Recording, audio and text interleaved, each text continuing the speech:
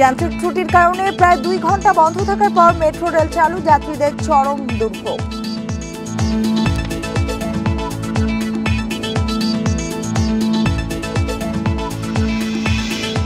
প্রধান উপদেষ্টার মামলা প্রত্যাহার হলেও বিএনপি নেতাকর্মীদের কেন এখনো হচ্ছে না, প্রশ্ন রিজভির।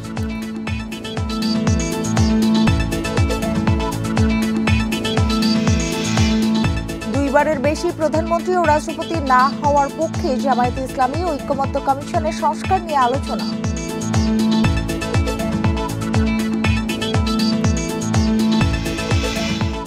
এবার লোডশেডিং হবে সহনীয়, গ্রাম ও শহরে সমান, জানালেন জ্বালানি উপদেষ্টা। বিদ্যুতের দাম বেশি রাখার অভিযোগ। বান্ডেল থাকলে প্রতি সেনমানিতে টাকা বাঁচবে। বিকাশ সেনমানি বান্ডেল কিনে জিতুন প্রতি লেনদেনে। আমন্ত্রণ সংবাদ সন্ধ্যায়, আপনাদের সঙ্গে আছি আমি সুমনা সিমি। এতক্ষণ জানাচ্ছিলাম শিরোনামগুলো, এবার জানাবো পুরো খবর। 2 ঘন্টা পর মেট্রো রেল চালু হয়েছে। এর আগে যান্ত্রিক ত্রুটির কারণে মেট্রো রেল চলাচল সাময়িক বন্ধ ছিল।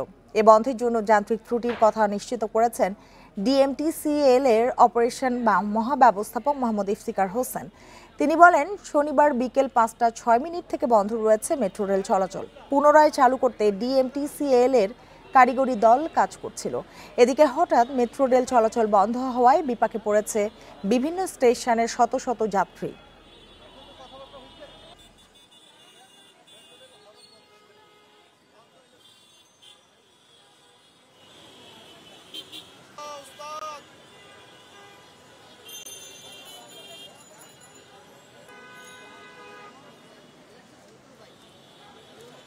জরুরি উত্তরে যাওয়া দরকার, এসে দেখতেছি বন্ধ। কোনো রিজন ছাড়া এইভাবে বন্ধ হয়ে গেলে তো একটা জাতীয় সম্পদ এইভাবে যদি বিপর্যয় হয় বা না যেতে পারি, তাহলে আমাদের জন্য দুঃখজনক। অনেকক্ষণ যাবত আমরা এখানে বেশ কিছু মানুষ ওয়েট করতেছি, আসলে খুব হতাশ। এখন এত প্রেশার রাস্তাঘাটে, তো এটা বেশ মেট্রো রেলটা আমাদের জন্য খুব রিলায়েবল ছিল। হঠাৎ করে এসে দেখি যে বন্ধ, কোনো নোটিশ ছাড়া। এই জিনিসটা আসলে কেমন ভোগান্তিকর। নোটিশ ছাড়া এভাবে বন্ধ করে দেওয়া মানে আমরা বিপদে পড়ে গেলাম। আমার বাসা এখন মিরপুর পল্লবীতে 12 নম্বর, তো এখান থেকে মেট্রো ডিপেন্ডেন্ট, হঠাৎ করে বন্ধ করে দিচ্ছেন, যাবো কি হবে। এ নিয়ে আরো জানাতে রাজধানীর কারওয়ান বাজার থেকে যোগ দিয়েছেন আমাদের সহকর্মী সাদাত স্বপন। স্বপন, কি ধরনের যান্ত্রিক ত্রুটি দেখা দিয়েছিল আর কতক্ষণ ধরে বন্ধ ছিল মেট্রো রেল চলাচল? আচ্ছা, কি ধরনের যান্ত্রিক ত্রুটি এই বিষয়টি আসলে সুনির্দিষ্ট করে জানা যায়নি। আমরা ফোনে যোগাযোগ করেছিলাম, তারা যেটি বলেছেন টেকনিক্যাল ফল্ট, কাজ চলছে এবং কাজ শেষ হলেই আবার চালু হবে, এবং সেটি হয়েছে। এর মাঝে প্রায় 2 ঘন্টা চলে গেছে এবং 2 ঘন্টায় সঙ্গত কারণেই রাজধানীবাসীর অনেক ভোগান্তি হয়েছে, কারণ অনেক গরম বাইরে। আর রাজধানীবাসী কিন্তু অনেকদিন যাবতই মেট্রো রেলে অভ্যস্ত হয়ে গেছে এবং মেট্রো রেলে খুব সহজে এক জায়গা থেকে আরেক জায়গায় যাওয়া যায়। এই মাত্রই কিন্তু একটু ট্রেন গেল উত্তরার দিক থেকে, যেটি মতিঝিল থেকে এসেছিল। যাই হোক, আমরা যারা অপেক্ষমান যাত্রীরা ছিলেন, যারা হতাশ হয়ে ফিরে গেছেন গত 2 ঘন্টায়, তাদের মাঝে অনেক বিরক্তি দেখেছি। বিরক্তির বিষয়টি মূলত এই জন্য যে যেহেতু এই মেট্রো রেল বন্ধ হয়ে গেল টেকনিক্যাল কারণে, তো সেটি আনুষ্ঠানিকভাবে প্রত্যেকটা গেটে যদি ঝুলিয়ে দেওয়া হতো একটি নোটিশ, তাহলে তারা পরে জানতে পারতো। কিন্তু তারা এসে দেখলো কি যে কলাপসিবল গেট বন্ধ, কোনো তথ্য নেই, কারণ কোনো প্রতিনিধিও সেখানে ছিল না। একজন আরেকজনকে জিজ্ঞেস করছিল যে আসলে কি কারণে বন্ধ আছে। গণমাধ্যম কর্মীদের পেয়ে তারা কিছুটা আশ্বস্ত হয়েছে এবং গণমাধ্যম কর্মীদের কাছ থেকে তারা মূলত জানতে পেরেছে যে টেকনিক্যাল ফল্টের কারণে আপাতত বন্ধ আছে, তবে কাজ চলছে এবং কাজ শেষ হলেই আবার যাত্রা শুরু হবে। যাই হোক, আজকে আসলে আমরা এই গত 2 ঘন্টায় যেটি দেখলাম, নগরবাসী কতটুকু অভ্যস্ত যে হয়ে গেছে এবং মেট্রো রেল ছাড়া তারা যে কতটুকু অসহায় বোধ করে। যেমন এখানে কারওয়ান বাজারে আমরা যখন কথা বলছিলাম, উত্তরার কয়েকজন যাত্রী তারা বলছে খুবই হতাশ হয়ে পড়েছিলেন যে এখন কি করে যাব। একজন আরেকজনের সাথে কথা বলছিলেন যে এমনিতে কিন্তু তারা যেতে পারতেন, আগে বাসে করে যেতে পারতেন বা অন্য কোনো মাধ্যমে, কিন্তু এখন তারা মেট্রো রেলে এত দ্রুত গতিতে এবং এত আরামদায়কভাবে তারা এক জায়গা থেকে আরেক জায়গায় যেতে পারেন, এখন তারা অন্য কোনো মাধ্যমে যাওয়াটাকে অস্বাভাবিক মনে করেন এবং এত যানজট প্রবণ একটি শহরে তারা কারওয়ান বাজার থেকে মতিঝিল যাবে, এটা যেন তাদের এখন ভাবনার অতীত, অর্থাৎ এত ভোগান্তি তাদের হবে। যাই হোক, 2 ঘন্টা পরেই হোক আর যখনই হোক, চালু হয়ে গেছে আবার মেট্রো রেল এবং স্বাভাবিকভাবেই তাদের ভোগান্তিও শেষ হয়ে গেছে এবং এখন সবাই খুশি, কারণ যারা দীর্ঘক্ষণ যাবত এখানে অপেক্ষায় ছিলেন তাদের সেই অপেক্ষার অবসান হয়েছে এবং তারা আবারও খুবই আরামদায়ক একটি পরিস্থিতিতে এবং খুব দ্রুততম সময়ে এক জায়গা থেকে আরেক জায়গায় যাওয়া শুরু করেছেন। এই ছিল আমার কাছে কারওয়ান বাজার থেকে মেট্রো রেলের যান্ত্রিক ত্রুটি শেষে আবার চালু হওয়ার এই পর্যায়ের শেষ খবর। সাদা চপন, আপনাকে অনেক ধন্যবাদ আমাদের সাথে যোগ দেবার জন্য। প্রধান উপদেষ্টার মামলা বাতিল হলে বিএনপি নেতাকর্মীদের কেন নয়, এমন প্রশ্ন রেখেছেন বিএনপি সিনিয়র যুগ্ম মহাসচিব রুহুল কবির রিজভী। অবিলম্বে বিএনপি নেতাকর্মীদের মামলা প্রত্যাহারের দাবি জানান তিনি। শনিবার জাতীয় প্রেস ক্লাবে এক অনুষ্ঠানে তিনি এসব কথা বলেন। এ সময় দ্রুত নির্বাচন আয়োজনের দাবি জানান নেতারা। ফ্যাসিবাদের মিথ্যা মামলায় ৬০ লাখ আসামির মুক্তি কতদূর, এ নিয়ে আলোচনা সভার আয়োজন করে ন্যাশনালিস্ট রিসার্চ ফাউন্ডেশন নামের একটি সংগঠন। এতে যোগ দেন বিএনপি নেতারা। আমাদের এই সংগঠনের এ সময় নেতারা অভিযোগ করেন সংস্কারের অজুহাতে নির্বাচনকে বিলম্বিত করতে চাইছে একটি মহল। উদ্দেশ্য ছিল আবার সেই গণতন্ত্রকে পুনঃপ্রতিষ্ঠা করা, কিন্তু আমরা দেখছি যে নানান তর্ক এবং বিতর্কে আমাদের সেই গণতন্ত্র পুনঃপ্রতিষ্ঠা করা আজকে দুরূহ ব্যাপার হয়ে দাঁড়িয়েছে। আওয়ামী লীগ ক্ষমতা আসার পর থেকে শেখ হাসিনার দেশ ছেড়ে পালিয়ে যাওয়ার আগ পর্যন্ত মোট ১,৪২,৯৮৩টি মামলায় আসামি করা হয়েছে বিএনপির ৫৯,২৯,৪৯২ জন নেতাকর্মীকে। সবাই রুহুল কবির রিজভী মন্তব্য করেন, ডিসেম্বর থেকে জুনের মধ্যে নির্বাচন। প্রধান উপদেষ্টার এমন বক্তব্য বিভ্রান্তমূলক। বিগত স্বৈরাচারী সরকারের আমলে বিএনপি নেতাদের বিরুদ্ধে হওয়া মিথ্যা মামলা প্রত্যাহার না হওয়ায় ক্ষোভ প্রকাশ করেন তিনি। পুলিশকে দিয়ে আমাদেরকে কাঠগড়ানোর মতো দাঁড় করিয়ে যত ধরনের অপমান, যত ধরনের লাঞ্ছনা গঞ্জনা করার দরকার সেটা করেছে। শুধুমাত্র তার লুটপাট, তার অনৈতিকতা এবং দেশের গণতন্ত্রকে গ্রাস করে নিয়ে আজীবন মহারানী হয়ে থাকার তার যে আকাঙ্ক্ষা, সে আকাঙ্ক্ষা বাস্তবায়ন করার জন্য এই আদালতকে দিয়ে কাজ করেছে শেখ হাসিনা। তাহলে আজ ৮ মাস হলো নেই, এই মামলাগুলো কেন প্রত্যাহার হয়? কয়েকজন উপদেষ্টা ও তাদের ঘনিষ্ঠদের দুর্নীতির অভিযোগ নিয়েও কড়া সমালোচনা করেন বিএনপি নেতারা। নুরসেলিনা শিউলি, ইন্ডিপেন্ডেন্ট নিউজ, ঢাকা। চট্টগ্রামের রাউজানে গত কয়েক মাসে সংগঠিত হত্যাকাণ্ডের সাথে রাজনীতি সম্পৃক্ততা নেই বলে দাবি করেছেন উত্তর জেলা বিএনপির আহ্বায়ক গোলাম আকবর খন্দকার। দুপুরে চট্টগ্রাম উত্তর জেলা বিএনপির দলীয় কার্যালয় নসিমন ভবনে আয়োজিত সংবাদ সম্মেলনে তিনি বলেন, রাউজানে মাটি কাটা, খালের বালু উত্তোলন, ঠিকাদারের কাছ থেকে চাঁদা আদায় সহ বিভিন্ন কারণে হত্যার ঘটনা ঘটছে। সন্ত্রাসীরা অপরাধ থেকে বাঁচতে রাজনীতিকে ঢাল হিসেবে ব্যবহার করছে। এ সময় দলীয় নেতাকর্মীদের কেউ অপরাধে জড়ালে তাদের ছাড় দেয়া হবে না বলেও হুঁশিয়ারি দেন তিনি। গণ অভ্যুত্থানের পর থেকে চট্টগ্রামের রাউজানে অন্তত ৯ জন খুন হয়েছেন, যার মধ্যে ৭ জনই বিএনপির রাজনীতির সঙ্গে জড়িত। রাউজানে পর্যায়ক্রমে ৫ আগস্টের পরে বেশ কয়েকটি হত্যাকাণ্ড হয়েছে। আমি মনে করি যে হত্যাকাণ্ডগুলি হয়েছে তার সাথে রাজনীতির কোনো সংশ্লিষ্টতা নাই। দুইবারের বেশি প্রধানমন্ত্রী ও রাষ্ট্রপতি না হওয়ার বিষয়ে একমত হয়েছে জামায়াতে ইসলামী। সাংবিধানিক কাউন্সিলের বিষয়ে একমত এবং সংসদের মেয়াদ ৪ বছর করার বিষয়ে দ্বিমত পোষণ করেছে দলটি।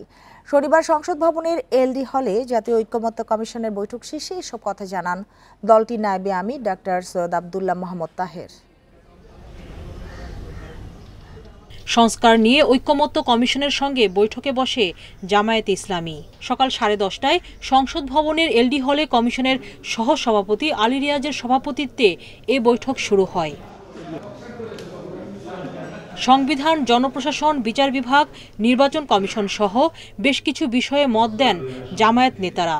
সংবিধানের ৭০ ধারায় কিছু সংশোধন ও সংখ্যানুপাতিক পদ্ধতিতে নির্বাচনের কথাও বলেন তারা।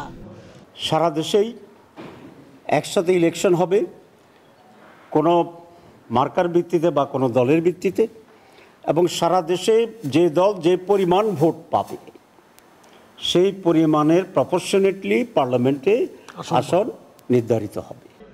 সংসদের মেয়াদ ৪ বছর করার বিষয়ে দ্বিমত জানায় জামায়াত। তবে দ্বিকক্ষ সংসদ ও দুইবারের বেশি প্রধানমন্ত্রী ও রাষ্ট্রপতি না হওয়ার পক্ষে তারা। কোনো প্রধানমন্ত্রী কনজিটিভ 10 ইয়ার্স এবং এর থাকতে পারবেন এবং এরপরে আর কন্টিনিউ করতে পারবেন না। প্রেসিডেন্ট এবং প্রধান বিচারপতি এই দুটি পদেরও প্রস্তাব ছিল। আমরা বলেছি না, যেহেতু এরা দুজনেই রাষ্ট্রের দুটি জায়গার বিভাগের সর্বোচ্চ দায়িত্বপ্রাপ্ত আছেন, দেশে কোনো ইমার্জেন্সি হলে অনেক সময় রাষ্ট্রপতির কাছে ধর্ণা দিতে হয়। গণতন্ত্র পুনরুদ্ধারে সবাইকে একসঙ্গে কাজ করার কথা বলেন আলী রিয়াজ। এক ঐতিহাসিক মুহূর্তে আমরা আছি। আমাদের এই সুযোগ যারা তৈরি করে দিয়েছেন, যে বীর শহীদরা, তাদের কাছে আমাদের একটি ঋণ আছে, যেন এই সুযোগ কোনো অবস্থাতে হাতছাড়া হয়ে না যায়। আলোচনায় নতুন সার্বভৌম ও দুর্নীতিমুক্ত রাষ্ট্র গঠনের দাবি উঠেছে। রাজনৈতিক দলগুলোর সাথে এই আলোচনা চলবে বলেও জানিয়েছে কমিশন। সুলতানা জাহান মিতু, ইন্ডিপেন্ডেন্ট নিউজ, ঢাকা।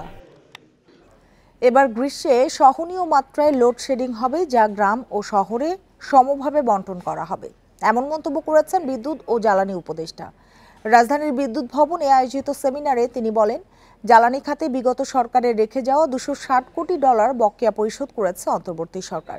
এ সময় আলোচকরা বলেন, দাম নির্ধারণে গ্রাহকদের ঠকাচ্ছে বিপিসি, পেট্রোবাংলা, পিডিবির মতো প্রতিষ্ঠান। ডলার সংকটে এলএনজি আমদানিতে বাধা, স্থানীয় উত্তোলনও দিন দিন কমছে। এমন বাস্তবতায় 2020-21 অর্থবছর থেকে দেশে গ্যাস সরবরাহ নিম্নমুখী। এতে শিল্পে সংকট বেড়েছে, বিকল্প জ্বালানির চাপে বিদ্যুৎ খাতে বেড়েছে উৎপাদন খরচও। নতুন গ্যাস কূপ না মিললে 2030 সাল নাগাদ গ্যাসের চাহিদা মেটাতে 75% পর্যন্ত এলএনজি নির্ভরতা বাড়তে পারে।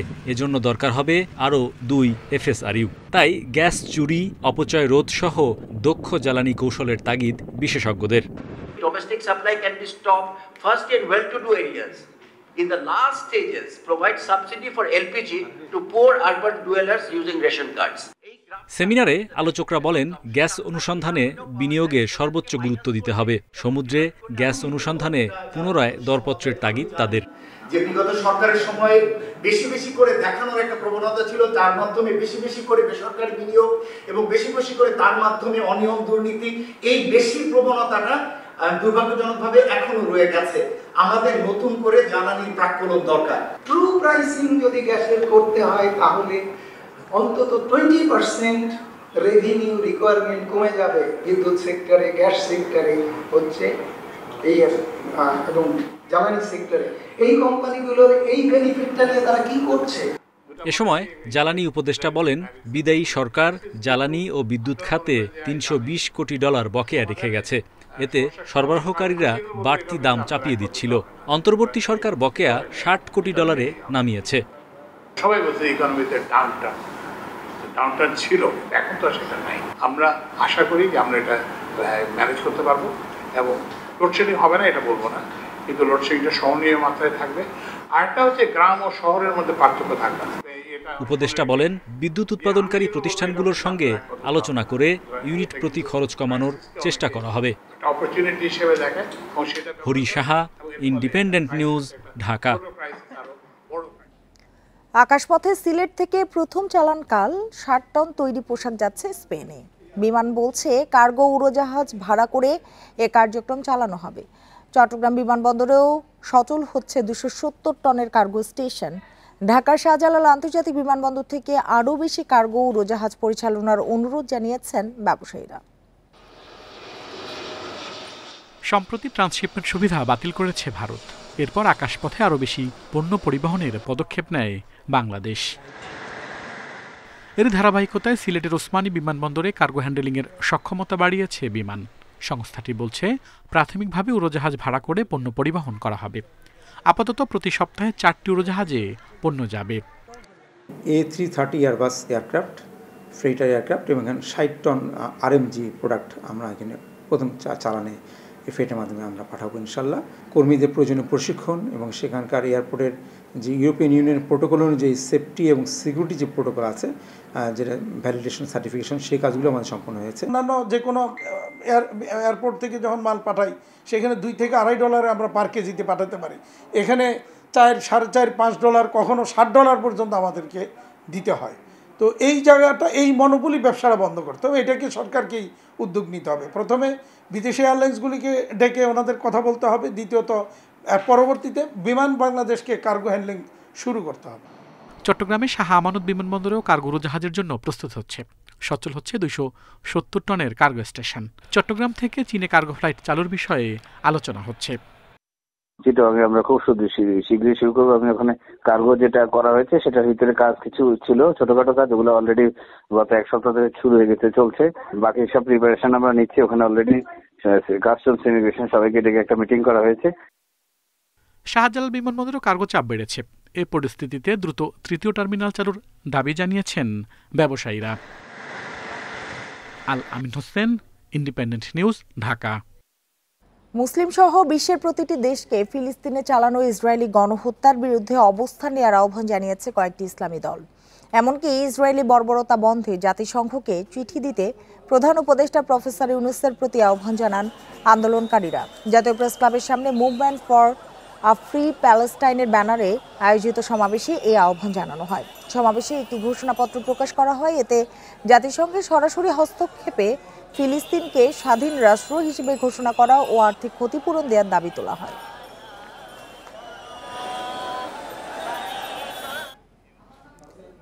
বাগেরহাটে অপহরণের শিকারে শ্রীলঙ্কার 3 নাগরিক দেশে ফিরে গেছেন। পুলিশ বলছে এ ঘটনায় মোল্লাহাট থানায় অপহরণ ও চাঁদাবাজির মামলা করা হয়েছে। গ্রেপ্তার 4 ব্যক্তি আদালতে স্বীকারোক্তিমূলক জবানবন্দি দিয়েছেন। খুব শিগগিরই তাদের বিরুদ্ধে চার্জশিট দেওয়া হবে। বৃহস্পতিবার গভীর রাতে বাগেরহাটের দক্ষিণ আমবাড়ি গ্রামের একটি বাড়ি থেকে উদ্ধার করা হয় শ্রীলঙ্কার 3 নাগরিককে। রঙিন মাছের ব্যবসায় জড়িত সুপাই মোধাসিংলে, আনন্দ পাথিরানা ও তিল্লি তিকিরি পাথিরানা 22 এপ্রিল বাংলাদেশে আসেন বাগেরহাটের শহীদুল শেখের ব্যবসায়িক আমন্ত্রণে। তবে শহীদুল ও তার সহযোগীরা আটকে রেখে $5 লাখ দাবি করে। পরে শ্রীলঙ্কান হাইকমিশন পুলিশকে জানালে শুরু হয় অভিযান। এদের এই জিম্মি করেই একরকম ওই ভিক্টিমের ছেলে মেয়ের কাছে বিষয়গুলো বলেছে। তখন এটা এম্বাসি লড়ে বসছে। ওই ধরনের একটা অভিযোগ গোপনে যখন আসছে, সেই অভিযোগের পরিপ্রেক্ষিতে আমরা অভিযান চালাই, তাদের আটক করি। অভিযানে শ্রীলঙ্কার 3 নাগরিককে উদ্ধারের পাশাপাশি গ্রেপ্তার করা হয় 4 জনকে। শুক্রবার আদালতে স্বীকারোক্তি দেন শহীদুল শেখ, কাজী এমদাদ হোসেন, জনি শেখ ও SM শামসুল আলম। যেহেতু তারা শ্রীলঙ্কার নাগরিক, প্রতিদিন বাংলাদেশে তাদের পক্ষে আসা সম্ভব না, এটা সময় সাপেক্ষ, টাইম কনজিউমিং, এর সাথে ইকোনমি জড়িত। এই জন্য জুডিশিয়াল ম্যাজিস্ট্রেট তাদের কাছে জবানবন্দি দিয়েছে। আশা করি আগামী খুব দ্রুততার সাথে আগামী সপ্তাহে আমাদের যেগুলো প্রাথমিক কাজকর্ম করে এটা আমরা চার্জশিট দিয়ে দেব। মুক্ত হওয়ার পর শুক্রবার দেশে ফিরেছেন আনন্দ পাথিরানা ও দিল্লি তিকিরি পাথিরানা। শনিবার দেশে ফিরেছেন তাদের ম্যানেজার সুপাই মোধাসিংলে। অভিজিৎ পাল, ইন্ডিপেন্ডেন্ট নিউজ, খুলনা। রাজশাহী বিভাগ সহ দিনাজপুর, যশোর ও চুয়াডাঙ্গায় বয়ে যাচ্ছে মৃদু থেকে মাঝারি তাপপ্রবাহ। গরমের ভোগান্তিতে শ্রমজীবী ও খেটে খাওয়া মানুষ। এদিকে আবহাওয়া পরিবর্তনের জেরে প্রকোপ বেড়েছে ডায়রিয়া সহ নানা রোগের। এমন পরিস্থিতিতে শিশু ও বয়স্কদের প্রতি বাড়তি যত্ন এবং নিরাপদ পানি পান করার পরামর্শ চিকিৎসকদের। বুধবার থেকে মাঝারি তাপপ্রবাহ বয়ে যাচ্ছে রাজশাহীতে। দিনভর প্রচণ্ড গরম ও রোদের কারণে দুর্ভোগে নগরবাসী। বিভাগের অন্য জেলাগুলোতে রয়েছে তীব্র গরমের ভোগান্তি। তো গরমে আরো পেরেশান হয়ে যাচ্ছি, কাজ কাম যেটা করার সেটা করতে পারছি না এখন, গরম যেহেতু। তারপরে সংসার যখন আছে টুকটাক করতেই হবে। প্রচণ্ড গরম, এখন এগুলো আল্লাহ দিচ্ছে, আল্লাহর ভরসাতে তো আমরা মানব জাতি কিছু করতে পারবো না। গত কয়েকদিন ধরে নাটোরের তাপমাত্রা 37 থেকে 39 ডিগ্রির মধ্যে ওঠানামা করছে। এর সাথে বাতাসের আর্দ্রতায় ভ্যাপসা গরমে অতিষ্ঠ জনজীবন। দিনাজপুর, যশোর ও চুয়াডাঙ্গাতেও তীব্র গরমে ভোগান্তিতে শ্রমজীবী ও খেটে খাওয়া মানুষ। যতই রোদ হোক, গরম হোক, বাহিরে আমাদেরকে আসতেই হয়। তো এই গরমের ভিতরে আসলে শরীরে এনার্জি থাকে না। প্যাসেঞ্জার বাসা থেকে বের হতে পারতেছে না, হাট বাজার করতে পারতেছে না। সেই ক্ষেত্রে আমাদের রিক্সার ভাড়াটা আগের চাইতে অনেকটা কমে গেছে। গরম বাড়ার সাথে সাথে বাড়ছে ডায়রিয়া সহ নানা রোগবালাই। নড়াইল জেলা হাসপাতালে প্রতিদিন ভর্তি হচ্ছে 1/2 শতাধিক ডায়রিয়া আক্রান্ত রোগী। রোগীর চাপ বেড়েছে উপজেলার স্বাস্থ্য কমপ্লেক্সগুলোতেও। বেড না থাকায় হাসপাতালের মেঝেতেও থাকতে হচ্ছে অনেক রোগীকে। রাত 3টার সময় ডায়রিয়া আইছে, বাড়িতে কোনো পরিবর্তন নেই, এখন হাসপাতালে আইছে। বাচ্চা অনেক জ্বর, ডায়রিয়া, পায়খানা হচ্ছে, বমি করতেছে। এমন পরিস্থিতিতে শিশু ও বয়স্কদের প্রতি বাড়তি নজর দেওয়ার পাশাপাশি নিরাপদ পানি পান করার বিষয়ে গুরুত্ব দেওয়ার কথা বলছেন চিকিৎসকরা। পানিবাহিত যে রোগগুলো আছে, বিশেষ করে ডায়রিয়া বা ডায়রিয়াজনিত যে সকল রোগ, এই রোগগুলোর প্রাদুর্ভাব বেড়ে গেছে। হাসপাতালেও এর প্রভাব পড়েছে। আজ আমার হাসপাতালে 42 জন ডায়রিয়া রোগী ভর্তি আছে এবং এই 42 জন ডায়রিয়া আসলে আমার রোগীর সিট ছিল মাত্র 6 জন। এদিকে মেহেরপুর, নাটোর সহ বিভিন্ন জেলায় তীব্র গরমে বোরো ধান সহ ফসলের ক্ষতির শঙ্কায় কৃষকরা। রেশমি নন্দী, ইন্ডিপেন্ডেন্ট নিউজ। আর এই ছিল এখনকার সংবাদে। ইন্ডিপেন্ডেন্ট টেলিভিশনের সব খবর আর বিস্তারিত জানতে চোখ রাখুন ফেসবুক, ইউটিউব এবং এক্সে। ধন্যবাদ সবাইকে।